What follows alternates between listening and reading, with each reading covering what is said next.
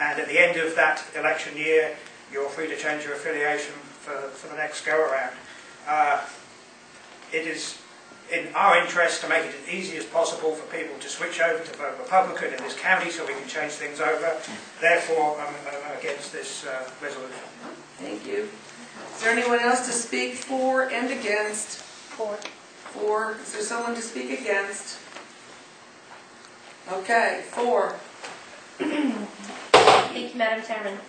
I would like to speak for, because that way it eliminates rhinos. 30 days beforehand, you would know who is running for your party, because it has to be filed with the state at least 2 to 3 months beforehand, so you would know exactly who is on your platform and who is on your party list, and you could actually go in and at the registrar's office you can sign up 30 days in advance. Each year, if you would like to change to be a Democrat next year, that's your choice. Then I'm sorry for you, but if you'd like to be a Republican and you say Republican, then you'd only have to fill it out one time. Thank you. Someone to speak against? Timothy.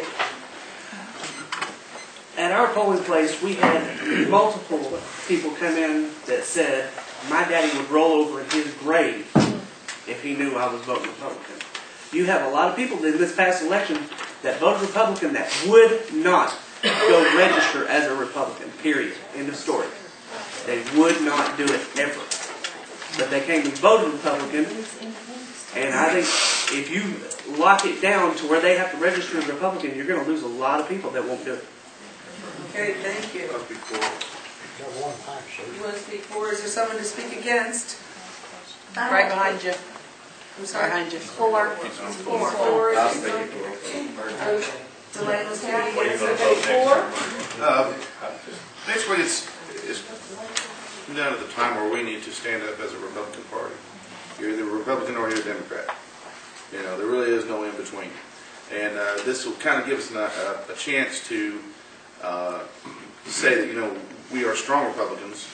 This is what we stand for, and this is how we're going to vote. You know, if you have friends that are on the Democrat ticket, that's fine and dandy, but vote Republican. You know, trust me, the Democrats will take care of themselves. They'll either get elected or they won't get elected. So I believe that this is our chance to make a stand as a Republican, put it on our voter card, and let everybody know that we, you know, who we are. What about the independents? That's my question.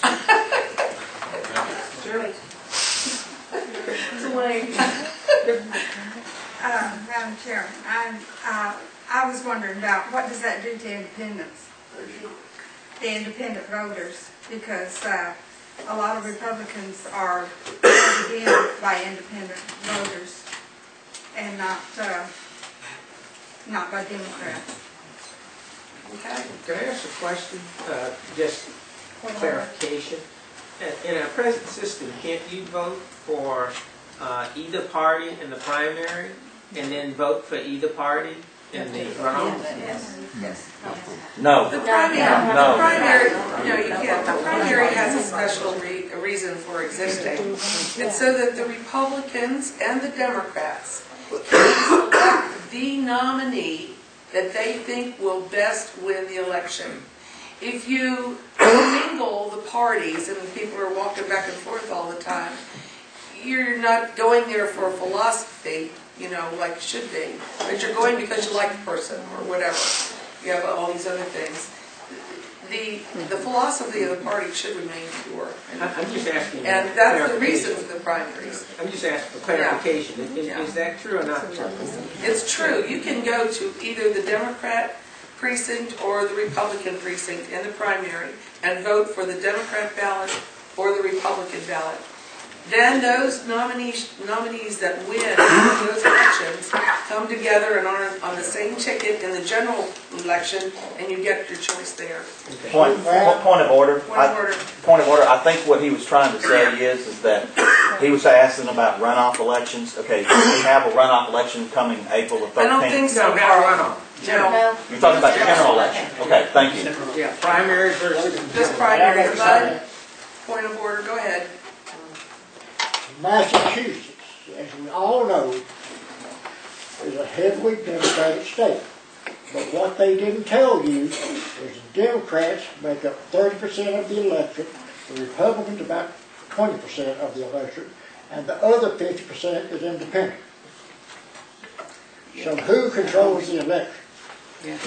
I'll tell you, this whole discussion is really out of order, and I've let it happen because we're all friends and I don't want to upset anybody, but really, we have had the points made, 3 on both sides, and it's now time to call the question. So the question is on the resolution that we should have closed primaries and get the legislature to change that in Texas. I'm sure you all understand that. All those in favor of a closed primary in Texas say aye by raising your right hand. Aye. All those in favor of, or all those against the resolution say no by raising your right hand. The noes have obviously won that, and the motion or the resolution has failed. Okay.